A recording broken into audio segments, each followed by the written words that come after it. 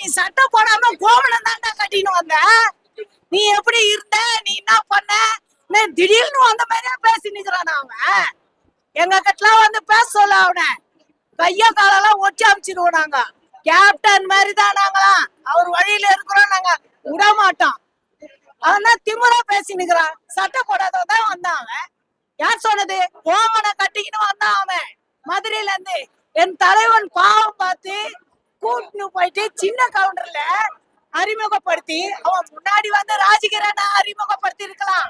ஆனாலும் கூட அவன் ஒரு மூலையில தான் கிடந்தான் இல்லையா? கேப்டன் கொண்டு வந்து விட்டு ஏய் செய்டா, நடிடா, என்ன பார்த்து போடா.